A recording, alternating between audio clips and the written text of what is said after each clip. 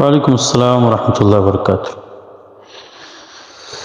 تا دا سوال کړی چې څوک د مسجد نه منع کول چې دا کس به د مسجد ته نه راځي او که دا راځي نو زه به نه راځم. مطلب دا چې مسجد نه خلک منع کول څه حکم لري په شریعت کې.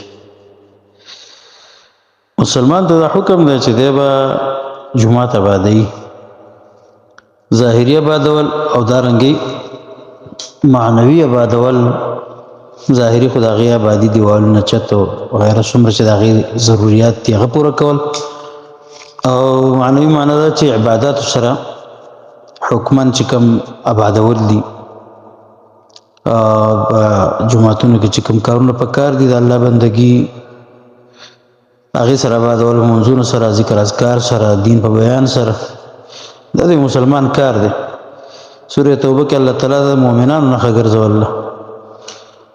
دارنګې په سورة نور کې الله تعالی حکم کړی دی چې دا جوماتونه چې دا اوچت کړي، دا آباد کړي.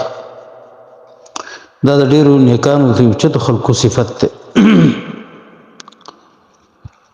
او د مؤمن دا صفت نشي کېدی مسلمان چې هغه به خلک د جومات نه منع کوي الله د کور نه، بلکې دی به خلک هغې ته راغواړي، راجمع کوي چې د الله تعالی ده کور چې کوم دی دا ډک شي د عبادت کوونکو نه، مسلمانانو نه. دیو جن د هغې دپاره اذان مقرر شوی په شریعت کې د خلکو د راغوښتلو دپاره چې الله کور ته راشي عبادت وکړي، او د مؤذن دپاره د اذان کوونکي دپاره ډېر غټ اجرونه مقرر شوي دي او بیان شوي دي. د همدغه وجه ده چې دا د الله کور دی، د الله عبادت له خلک رابلل دي. نو د هغې په مقابله کې د جومات نه منع کول څوک دا یو لوی ظلم دی.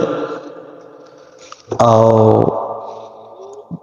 الله رب العالمین دا غینه تعبیر کړه ومن اظلم، دې انسانانو بارک الله تعالی فرمایلی ومن اظلم ممن منع مساجد الله، څوک دی غټ ظالم دا چا نه چې د الله جوماتونه هغه بندي منع کوي ان یذکر فی اسمه، چې دا هغه نوم په هغې کې یاد کړی شي. معنا خلک ته منع کوي، نه پرېږدي چې د الله نوم پکې یاد کړي. وسعا فی خرابها، او د هغې په ورانولو کې کوشش کوي.